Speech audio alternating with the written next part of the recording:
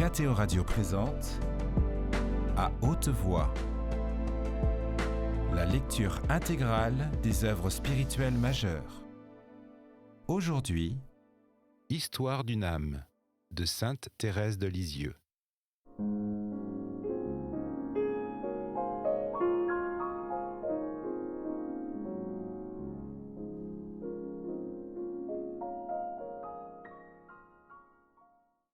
Dans mon âme aussi la nuit avait cessé. Jésus, en se réveillant, m'avait rendu la joie. Le bruit des vagues s'était apaisé. Au lieu du vent de l'épreuve, une brise légère enflait ma voile, et je croyais arriver bientôt sur le rivage béni que j'apercevais tout près de moi. Il était en effet bien près de ma nacelle, mais plus d'un orage devait encore s'élever, et lui dérobant la vue de son phare lumineux, lui faire craindre de s'être éloigné sans retour de la plage si ardemment désirée. Peu de jours après avoir obtenu le consentement de mon oncle, j'allais vous voir, ma mère chérie, et je vous dis ma joie de ce que toutes mes épreuves étaient passées. Mais quelles ne furent pas ma surprise et mon chagrin en vous entendant me dire que monsieur le supérieur ne consentait pas à mon entrée avant l'âge de 21 ans. Personne n'avait pensé à cette opposition, la plus invincible de toutes. Cependant, sans perdre courage, j'allai moi-même avec papa et Céline chez notre père, afin d'essayer de le toucher en lui montrant que j'avais bien la vocation du Carmel. Il nous reçut très froidement. Mon incomparable petit père eut beau joindre ses instances aux miennes, et rien ne put changer sa disposition. Il me dit qu'il n'y avait pas de péril à la demeure, que je pouvais mener une vie de carmélite à la maison, que si je ne prenais pas la discipline, tout ne serait pas perdu, etc., etc. Enfin, il finit par ajouter qu'il n'était pas le délégué de Monseigneur et que s'il voulait me permettre d'entrer au Carmel, lui n'aurait plus rien à dire. Je sortis tout en larmes du presbytère. Heureusement, j'étais cachée par mon parapluie, car la pluie tombait par torrents. Papa ne savait comment me consoler. Il me promit de me conduire à Bayeux aussitôt que j'en témoignerais le désir, car j'étais résolue d'arriver à mes fins. Je dis même que j'irais jusqu'au Saint-Père, si Monseigneur ne voulait pas me permettre d'entrer au Carmel à 15 ans. Bien des événements se passèrent avant mon voyage à Bayeux. À l'extérieur, ma vie paraissait la même. J'étudiais, je prenais des leçons de dessin avec Céline, et mon habile maîtresse trouvait en moi beaucoup de disposition à son art. Surtout, je grandissais dans l'amour du bon Dieu.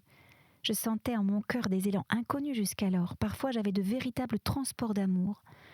Un soir, ne sachant comment dire à Jésus que je l'aimais et combien je désirais qu'il soit partout aimé et glorifié, je pensais, avec douleur, qu'il ne pourrait jamais recevoir de l'enfer un seul acte d'amour.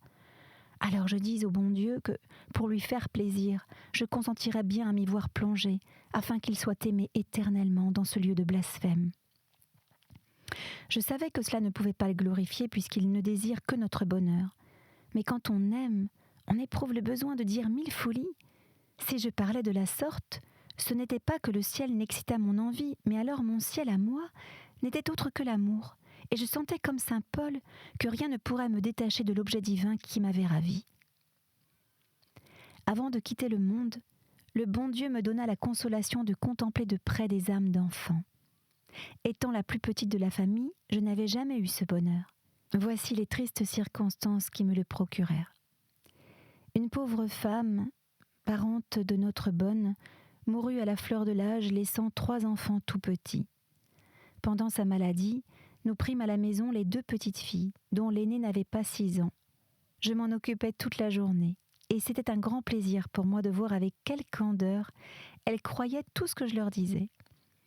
Il faut que le saint baptême dépose dans les âmes un germe bien profond des vertus théologales, puisque dès l'enfance elles se montrent déjà, et que l'espérance de bien futur suffit pour faire accepter des sacrifices. Lorsque je voulais voir mes 2 petites filles bien conciliantes l'une pour l'autre, au lieu de promettre des jouets et des bonbons à celle qui céderait à sa sœur, je lui parlais des récompenses éternelles que le petit Jésus donnerait dans le ciel aux petits enfants sages. L'aînée, dont la raison commençait à se développer, me regardait avec des yeux brillants de joie, me faisait 1000 questions charmantes sur le petit Jésus et son beau ciel, et me promettait avec enthousiasme de toujours céder à sa sœur. Elle disait que jamais de sa vie elle n'oublierait ce que lui avait dit la grande demoiselle, car c'est ainsi qu'elle m'appelait. En voyant de près ces âmes innocentes, j'ai compris quel malheur c'était de ne pas bien les former dès leur réveil, alors qu'elles ressemblaient à une cire molle sur laquelle on peut déposer l'empreinte des vertus, mais aussi celle du mal. J'ai compris ce qu'a dit Jésus en l'Évangile, qu'il vaudrait mieux être jeté à la mer que de scandaliser un seul de ses petits-enfants. Ah, que d'âmes arriveraient à la sainteté si elles étaient bien dirigées. Je le sais, le bon Dieu n'a besoin de personne pour faire son œuvre. Mais de même qu'il permet à un habile jardinier d'élever des plantes rares et délicates, et qu'il lui donne pour cela la science nécessaire, se réservant pour lui-même le soin de féconder, ainsi Jésus veut être aidé dans sa divine culture des âmes. Qu'arriverait-il si un jardinier maladroit ne greffait pas bien ses arbustes, s'il ne savait pas reconnaître la nature de chacun et voulait faire éclore des roses sur un pêcher? Il ferait mourir l'arbre, qui cependant était bon et capable de produire des fruits. C'est ainsi qu'il faut savoir reconnaître dès l'enfance ce que le bon Dieu demande aux âmes et seconder l'action de sa grâce sans jamais la devancer ni la ralentir. Comme les petits oiseaux apprennent à chanter en écoutant leurs parents, de même les enfants apprennent la science des vertus, le chant sublime de l'amour divin auprès des âmes chargées de les former à la vie. Je me souviens que parmi mes oiseaux, j'avais un serin qui chantait à ravir. J'avais aussi un petit linot auquel je prodiguais des soins maternels, l'ayant adopté avant qu'il ait pu jouir du bonheur de sa liberté. Ce pauvre petit prisonnier n'avait pas de parents pour lui apprendre à chanter. Mais entendant du matin au soir son compagnon le serin faire de joyeuses roulades, il voulut l'imiter. Cette entreprise était difficile pour un linot. Aussi sa douce voix eut-elle bien de la peine à s'accorder avec la voix vibrante de son maître en musique. C'était charmant de voir les efforts du pauvre petit, mais ils furent enfin couronnés de succès, car son chant, tout en conservant une bien plus grande douceur, fut absolument le même que celui du serin. Oh, ma mère chérie, c'est vous qui m'avez appris à chanter. C'est votre voix qui m'a charmée dès l'enfance, et maintenant j'ai la consolation d'entendre dire que je vous ressemble.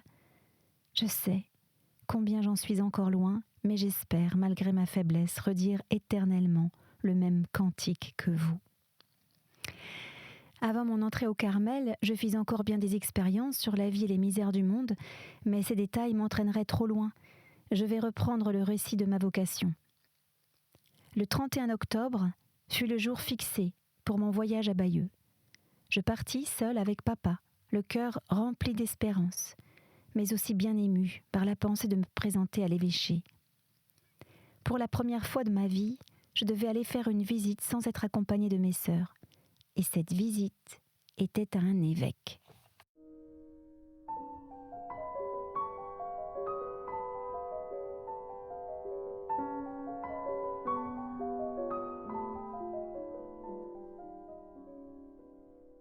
Moi qui n'avais jamais besoin de parler que pour répondre aux questions que l'on m'adressait, je devais expliquer moi-même le but de ma visite, développer les raisons qui me faisaient solliciter l'entrée du Carmel. En un mot, je devais montrer la solidité de ma vocation. Ah, qu'il m'en a coûté de faire ce voyage. Il a fallu que le bon Dieu m'accorde une grâce toute spéciale pour que j'aie pu surmonter ma grande timidité. Il est aussi bien vrai que jamais l'amour ne trouve d'impossibilité parce qu'il se croit tout possible et tout permis. C'était vraiment le seul amour de Jésus qui pouvait me faire surmonter ces difficultés et celles qui suivirent, car il se plut à me faire acheter ma vocation par de bien grandes épreuves. Aujourd'hui, que je jouis de la solitude du Carmel, me reposant à l'ombre de celui que j'ai si ardemment désiré, je trouve avoir acheté mon bonheur à bien peu de frais, et je serais prête à supporter de bien plus grandes peines pour l'acquérir si je ne l'avais pas encore. Il pleuvait à verse quand nous arrivâmes à Bayeux. Papa, qui ne voulait pas voir sa petite reine entrer à l'évêché avec sa belle toilette toute trempée, la fit monter dans un omnibus et conduire à la cathédrale. Là commencèrent mes misères. Monseigneur et tout son clergé assistaient à un grand enterrement. L'église était remplie de dames en deuil et j'étais regardée de tout le monde, avec ma robe claire et mon chapeau blanc. J'aurais voulu sortir de l'église, mais il ne fallait pas y penser, à cause de la pluie. Et pour m'humilier encore davantage, le bon Dieu permit que papa, avec sa simplicité patriarcale, me fit monter jusqu'au haut de la cathédrale. Ne voulant pas lui faire de peine, je m'exécutais de bonne grâce et procurais cette distraction aux bons habitants de Bayeux que j'aurais souhaité n'avoir jamais connus. Enfin, je pus respirer à mon aise dans une chapelle qui se trouvait derrière le maître-autel, et j'y restai longtemps, priant avec ferveur en attendant que la pluie cessât et nous permit de sortir. En redescendant, papa me fit admirer la beauté de l'édifice, qui me paraissait beaucoup plus grand étant désert, mais une seule pensée m'occupait, et je ne pouvais prendre de plaisir à rien. Nous allâmes directement chez M. Révéroni, qui était instruit de notre arrivée, ayant lui-même fixé le jour du voyage, mais il était absent. Il nous fallut donc errer dans les rues qui me parurent bien tristes. Enfin nous revînmes près de l'évêché, et papa me fit entrer dans un bel hôtel où je ne fis pas honneur à l'habile cuisinier. Ce pauvre petit père était d'une tendresse pour moi presque incroyable. Il me disait de ne pas me faire de chagrin, que bien sûr monseigneur allait m'accorder ma demande. Après nous être reposés, nous retournâmes chez M. Révéroni.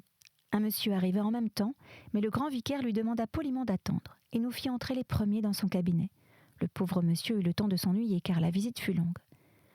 M. Révéroni se montra très aimable, mais je crois que le motif de notre voyage l'étonna beaucoup. Après m'avoir regardé, en souriant, et adressé quelques questions, il nous dit « Je vais vous présenter à monseigneur. Voulez-vous avoir la bonté de me suivre ?» Voyant des larmes perler dans mes yeux, il ajouta « Oh, je vois des diamants, il ne faut pas les montrer à monseigneur. » Il nous fit traverser plusieurs pièces très vastes, garnies de portraits d'évêques. En me voyant dans ces grands salons, je me faisais l'effet d'une pauvre petite fourmi, et je me demandais ce que j'allais oser dire à monseigneur. Il se promenait entre deux prêtres sur une galerie. Je vis monseigneur Révéroni lui dire quelques mots et revenir avec lui. Nous l'attendions dans son cabinet. Là, 3 énormes fauteuils étaient placés devant la cheminée où pétillait un feu ardent. En voyant entrer sa grandeur, papa se mit à genoux à côté de moi pour recevoir sa bénédiction. Puis, monseigneur fit placer papa dans un des fauteuils, se mit en face de lui, et M. Révéroni voulut me faire prendre celui du milieu. Je refusai poliment, mais il insista, me disant de montrer si j'étais capable d'obéir. Aussitôt je m'assis sans faire de réflexion, et j'eus la confusion de le voir prendre une chaise, pendant que moi, j'étais enfoncé dans un fauteuil où 4 comme moi auraient été à l'aise, plus à l'aise que moi, car j'étais loin d'y être. J'espérais que papa allait parler, mais il me dit d'expliquer moi-même à monseigneur le but de notre visite. Je le fis le plus éloquemment possible. Sa grandeur, habituée à l'éloquence, ne parut pas très touchée de mes raisons. Au lieu d'elle, un mot de monsieur le supérieur m'eût plus servi. Malheureusement, je n'en avais pas, et son opposition ne plaidait aucunement en ma faveur. Monseigneur me demanda s'il y avait longtemps que je désirais entrer au Carmel. « Oh oui, monseigneur, bien longtemps. » « Voyons, reprit en riant monseigneur Révéroni, vous ne pouvez toujours pas dire qu'il y a 15 ans que vous avez ce désir. » « C'est vrai, repris-je en souriant aussi, mais il n'y a pas beaucoup d'années à retrancher, car je désirais me faire religieuse dès l'éveil de ma raison, et j'ai désiré le Carmel aussitôt que je l'ai bien connu, parce que dans cet ordre, je trouvais que toutes les aspirations de mon âme seraient remplies. Je ne sais pas, ma mère, si ce sont tout à fait mes paroles, je crois que c'était encore plus mal tourné, mais enfin, c'est le sens. Monseigneur, croyant être agréable à papa, essaya de me faire rester encore quelques années auprès de lui. Aussi, ne fut-il pas peu surpris et édifié de le voir prendre mon parti, intercédant pour que j'obtienne la permission de m'envoler à 15 ans. Cependant, tout fut inutile. Il dit qu'avant de se décider, un entretien avec le supérieur du Carmel était indispensable. Je ne pouvais rien entendre qui me fît plus de peine, car je connaissais l'opposition formelle de notre père. Aussi, sans tenir compte de la recommandation de M. Révéroni, je fis plus que montrer des diamants à monseigneur. Je lui en donnai. Je vis bien qu'il était touché. Me prenant par le cou, il appuyait ma tête sur son épaule et me faisait des caresses comme jamais, paraît-il, personne n'en avait reçu de lui. Il me dit que tout n'était pas perdu, qu'il était bien content que je fasse le voyage de Rome afin d'affermir ma vocation, et qu'au lieu de pleurer, je devais me réjouir. Il ajouta que la semaine suivante, devant aller à Lisieux, il parlerait de moi à monsieur le curé de Saint-Jacques, et que certainement je recevrais sa réponse en Italie. Je compris qu'il était inutile de faire de nouvelles instances. D'ailleurs, je n'avais plus rien à dire, ayant épuisé toutes les ressources de mon éloquence. Monseigneur nous reconduisit jusqu'au jardin. Papa l'amusa beaucoup en lui disant qu'afin de paraître plus âgé, je m'étais fait relever les cheveux. Ceci ne fut pas perdu car Monseigneur ne parle pas de sa petite fille sans raconter l'histoire des cheveux. Monseigneur Révéroni voulut nous accompagner jusqu'au bout du jardin de l'évêché.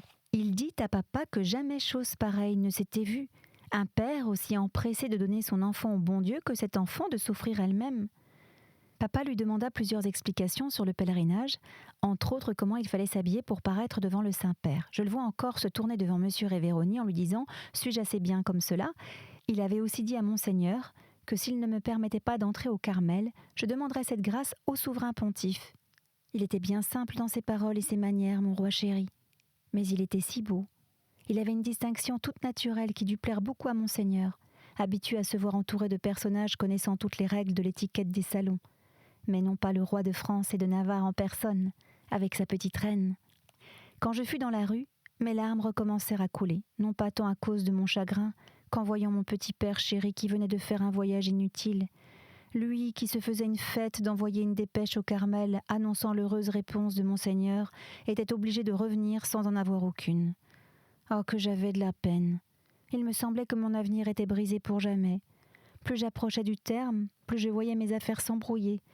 Mon âme était plongée dans l'amertume, mais aussi dans la paix, car je ne cherchais que la volonté du bon Dieu. Aussitôt en arrivant à Lisieux, j'allais chercher de la consolation au Carmel, et j'en trouvais près de vous, ma mère chérie. Oh non, jamais je n'oublierai tout ce que vous avez souffert à cause de moi. Si je ne craignais de les profaner en m'en servant, je pourrais dire les paroles que Jésus adressait à ses apôtres le soir de sa passion. C'est vous qui avez été toujours avec moi dans toutes mes épreuves. Mes bien-aimées sœurs m'offrirent aussi de bien douces consolations. 3 jours après le voyage de Bayeux, je devais en faire un beaucoup plus long, celui de la ville éternelle. Ah, quel voyage que celui-là! Lui seul m'a plus instruite que de longues années d'études. Il m'a montré la vanité de tout ce qui passe, et que tout est affliction d'esprit sous le soleil. Cependant, j'ai vu de bien belles choses. J'ai contemplé toutes les merveilles de l'art et de la religion. Surtout, j'ai foulé la même terre que les saints apôtres, la terre arrosée du sang des martyrs, et mon âme s'est agrandie au contact des choses saintes. Je suis bien heureuse d'avoir été à Rome, mais je comprends les personnes du monde qui pensèrent que papa m'avait fait faire ce grand voyage afin de changer mes idées de vie religieuse. Il y avait en effet de quoi ébranler une vocation peu affermie. N'ayant jamais vécu parmi le grand monde, Céline et moi, nous nous trouvâmes au milieu de la noblesse qui composait presque exclusivement le pèlerinage. Ah, bien loin de nous éblouir, tous ces titres et ces deux ne nous parurent qu'une fumée. De loin, cela m'avait quelquefois jeté un peu de poudre aux yeux, mais de près, j'ai vu que tout ce qui brille n'est pas or, et j'ai compris cette parole de l'imitation. Ne poursuivez pas cette ombre qu'on appelle un grand nom, ne désirez ni de nombreuses liaisons, ni l'amitié particulière d'aucun homme. J'ai compris que la vraie grandeur se trouve dans l'âme et pas dans le nom, puisque comme le dit Isaïe, le Seigneur donnera un autre nom à ses élus. Et Saint Jean dit aussi que le vainqueur recevra une pierre blanche sur laquelle est écrit un nom nouveau que nul ne connaît que celui qui le reçoit. C'est donc au ciel que nous saurons quels sont nos titres de noblesse. Alors chacun recevra de Dieu la louange qu'il mérite. Et celui qui sur la terre aura voulu être le plus pauvre, le plus oublié pour l'amour de Jésus, celui-là sera le premier, le plus noble et le plus riche. La seconde expérience que j'ai faite regarde les prêtres. N'ayant jamais vécu dans leur intimité, je ne pouvais comprendre le but principal de la réforme du Carmel. Prier pour les pécheurs me ravissait, mais prier pour les âmes des prêtres, que je croyais plus pures que le cristal, me semblait étonnant. Ah, j'ai compris ma vocation en Italie. Ce n'était pas aller chercher trop loin une si utile connaissance. Pendant 1 mois, j'ai vécu avec beaucoup de saints prêtres, et j'ai vu que, si leur sublime dignité les élève au-dessus des anges, ils n'en sont pas moins des hommes faibles et fragiles. Si de saints prêtres, que Jésus appelle dans son évangile le sel de la terre, montrent dans leur conduite qu'ils ont un extrême besoin de prière, que faut-il dire de ceux qui sont tièdes ? Jésus n'a-t-il pas dit encore « Si le sel vient à s'affadir, avec quoi l'assaisonnera-t-on » Oh ma mère, quelle est belle la vocation ayant pour but de conserver le sel destiné aux âmes. Cette vocation est celle du Carmel, puisque l'unique fin de nos prières et de nos sacrifices est d'être l'apôtre des apôtres, priant pour eux pendant qu'ils évangélisent les âmes par leurs paroles et surtout par leurs exemples. Il faut que je m'arrête, si je continue de parler sur ce sujet, je ne finirai pas. Je vais, ma mère chérie, vous raconter mon voyage avec quelques détails. Pardonnez-moi si je vous en donne trop, je ne réfléchis pas avant d'écrire et je le fais en tant de fois différentes à cause de mon peu de temps libre que mon récit vous paraîtra peut-être ennuyeux. Ce qui me console, c'est de penser qu'au ciel, je vous reparlerai des grâces que j'ai reçues et que je pourrai le faire alors en termes agréables et charmants. Plus rien ne viendra interrompre nos épanchements intimes et dans un seul regard, vous aurez tout compris.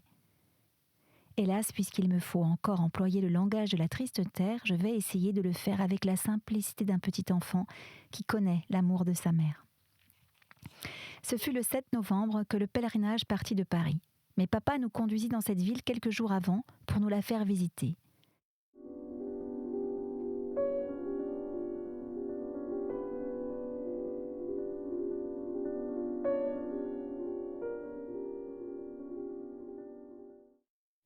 Un matin, à 3 heures, je traversais la ville de Lisieux encore endormie. Bien des impressions passèrent dans mon âme à ce moment-là. Je sentais que j'allais vers l'inconnu et que de grandes choses m'attendaient là-bas. Papa était joyeux. Lorsque le train se mit en marche, il chanta ce vieux refrain.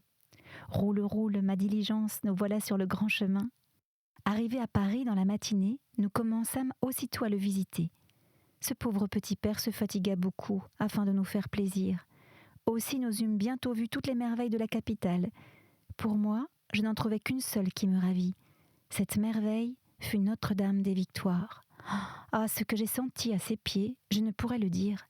Les grâces qu'elle m'accorda m'émurent si profondément que mes larmes seules traduisirent mon bonheur, comme au jour de ma première communion. La Sainte Vierge m'a fait sentir que c'était vraiment elle qui m'avait souri et m'avait guéri. J'ai compris qu'elle veillait sur moi, que j'étais son enfant. Aussi je ne pouvais plus lui donner que le nom de maman, car il me semblait encore plus tendre que celui de mère. Avec quelle ferveur ne l'ai-je pas prié de me garder toujours et de réaliser bientôt mon rêve en me cachant à l'ombre de son manteau virginal. Ah, c'était là un de mes premiers désirs d'enfant. En grandissant, j'avais compris que c'était au Carmel qu'il me serait possible de trouver véritablement le manteau de la Sainte Vierge. Et c'était vers cette montagne fertile que tendaient tous mes désirs. Je suppliais encore Notre-Dame des Victoires d'éloigner de moi tout ce qui aurait pu ternir ma pureté. Je n'ignorais pas qu'en un voyage, comme celui d'Italie, il se rencontrerait bien des choses capables de me troubler, surtout parce que, ne connaissant pas le mal, je craignais de le découvrir n'ayant pas expérimenté que tout est pur pour les purs, et que l'âme simple et droite ne voit de mal à rien, puisqu'en effet le mal n'existe que dans les cœurs impurs et non dans les objets insensibles. Je priais aussi Saint Joseph de veiller sur moi. Depuis mon enfance, j'avais pour lui une dévotion qui se confondait avec mon amour pour la Sainte Vierge. Chaque jour, je récitais la prière « Ô Saint Joseph, Père et protecteur des Vierges ».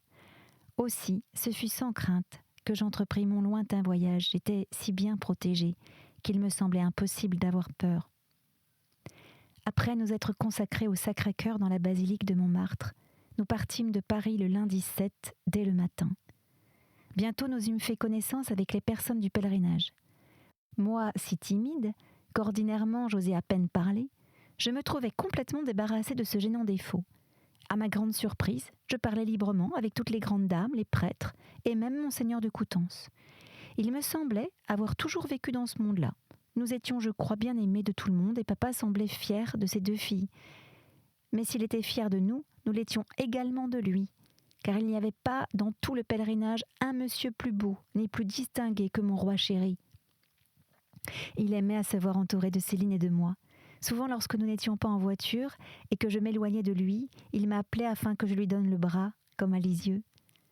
Monsieur l'abbé Révéroni examinait soigneusement toutes nos actions. Je le voyais souvent de loin qui nous regardait.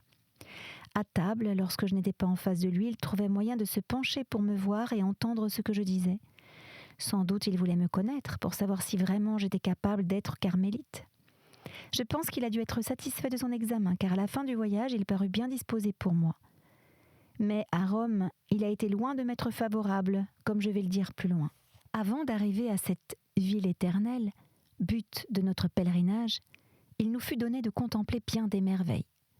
D'abord ce fut la Suisse, avec ses montagnes, dont le sommet se perd dans les nuages, ses cascades gracieuses jaillissant de 1000 manières différentes, ses vallées profondes remplies de fougères gigantesques et de bruyères roses.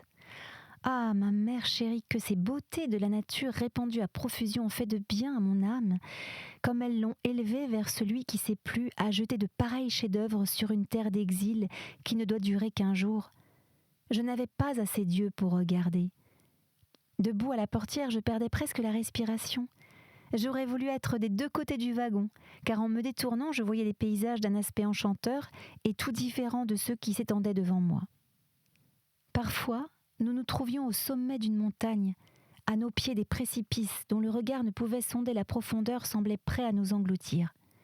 Ou bien, c'était un ravissant petit village, avec ses gracieux chalets et son clocher, au-dessus duquel se balançaient mollement quelques nuages éclatants de blancheur. Plus loin, c'était un vaste lac que doraient les derniers rayons du soleil. Les flots calmes et purs, empruntant la teinte azur du ciel qui se mêlait au feu du couchant, présentaient à nos regards émerveillés le spectacle le plus poétique et le plus enchanteur qui se puisse voir. Au fond du vaste horizon, on apercevait les montagnes, dont les contours indécis auraient échappé à nos yeux si leur sommet neigeux, que le soleil rendait éblouissant, n'était venu ajouter un charme de plus au beau lac qui nous ravissait. En regardant toutes ces beautés, il naissait en mon âme des pensées bien profondes. Il me semblait comprendre déjà la grandeur de Dieu et les merveilles du ciel. La vie religieuse m'apparaissait telle qu'elle est, avec ses assujettissements, ses petits sacrifices accomplis dans l'ombre. Je comprenais combien il est facile de se replier sur soi-même, d'oublier le but sublime de sa vocation. Et je me disais, plus tard, à l'heure de l'épreuve, lorsque prisonnière au Carmel, je ne pourrais contempler qu'un petit coin du ciel étoilé, je me souviendrai de ce que je vois aujourd'hui. Cette pensée me donna du courage. J'oublierai facilement mes pauvres petits intérêts en voyant la grandeur et la puissance du Dieu que je veux aimer uniquement. Je n'aurai pas le malheur de m'attacher à des pailles, maintenant que mon cœur a pressenti ce que Jésus réserve à ceux qui l'aiment. Après avoir admiré la puissance du bon Dieu, je pus encore admirer celle qu'il a donnée à ses créatures. La première ville d'Italie que nous avons visitée fut Milan. Sa cathédrale, tout en marbre blanc, avec ses statues assez nombreuses pour former un peuple presque innombrable, fut visitée par nous dans ses plus petits détails. Céline et moi, nous étions intrépides, toujours les premières et suivant immédiatement Monseigneur afin de tout voir en ce qui concernait les reliques des saints et bien entendre les explications. Ainsi, pendant qu'il offrait le saint sacrifice sur le tombeau de Saint Charles, nous étions avec papa derrière l'autel, la tête appuyée sur la châsse qui renferme le corps du saint, revêtu de ses habits pontificaux. C'était À Haute Voix, une émission de KTO Radio. Aujourd'hui, Histoire d'une âme. Lecture, Erhard von Meyer. Captation et réalisation, Gustave Schlicht et Thibaut Dagalier. Une émission disponible en podcast sur ktoradio.com ou sur l'application KTO Radio.